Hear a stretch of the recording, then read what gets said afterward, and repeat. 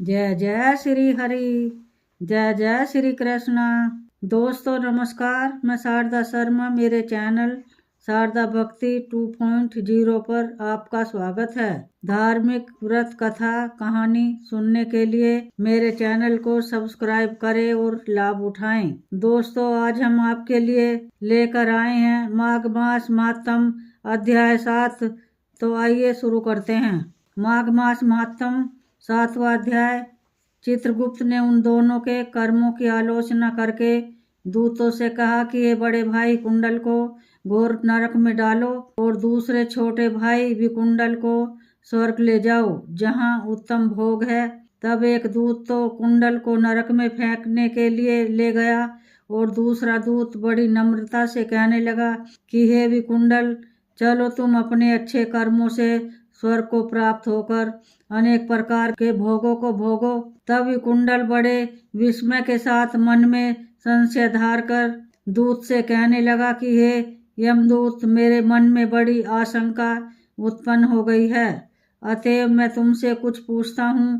कृपा करके मेरे प्रश्नों का उत्तर दो। हम दोनों भाई एक ही कुल में उत्पन्न हुए, एक जैसे ही कर्म करते रहे।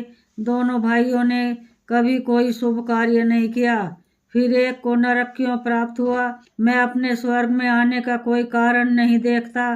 तब यमदूत कहने लगा कि हे विकुंडल, माता पिता पुत्र पत्नी भाई बहन से सब संबंध जन्म के कारण होते हैं और जन्म कर्म के भोगने के लिए ही प्राप्त होता है। जिस प्रकार एक वृक्ष पर अनेक पक्षियों का आगमन होता है, उसी तरह संसार में पुत्र भाई माता पिता का भी संगम होता है। इनमें से जो जैसे कर्म करता है वैसे ही फल भोगता है।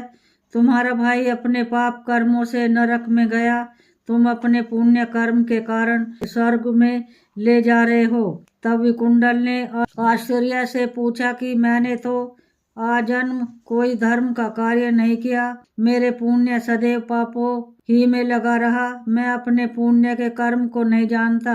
यदि तुम कर्म को जानते हो तो कृपा करके बतलाइए। तब देवदूत कहने लगा कि मैं सब प्राणियों को भली भांति जानता हूँ, तुम नहीं जानते। सुनो, हरिमित्र का पुत्र सुमित्र नाम का ब्राह्मण था, जिसका आश्रम यमुना नदी की दक्षिणोत्तर दिशा में था। उससे जंगल में ही तुम्हारी मित्रता हो गई और उसके साथ तुमने 2 बार माघ मास में श्री यमुना जी में स्नान किया था।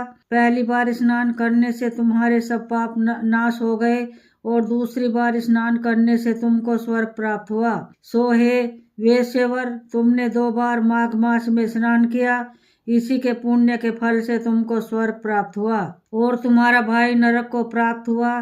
दत्तात्रेय जी कहने लगे कि इस प्रकार वह भाई के दुखों से अति दुखित होकर नम्रता पूर्वक मीठे वचनों से दूतों से कहने लगा कि हे दूतों, सज्जन पुरुषों के साथ पग चलने से मित्रता हो जाती है और यह कल्याणकारी होती है। मित्र प्रेम की चिंता न करते हुए तुम मुझको इतना बताने की कृपा करो कि कौन से कर्म से मनुष्य यमलोक को प्राप्त नहीं होता, क्योंकि तुम सर्वज्ञ हो। माघ मास महात्म 7वां अध्याय समाप्त हुआ। जय जय श्री हरि। जय जय श्री कृष्णा।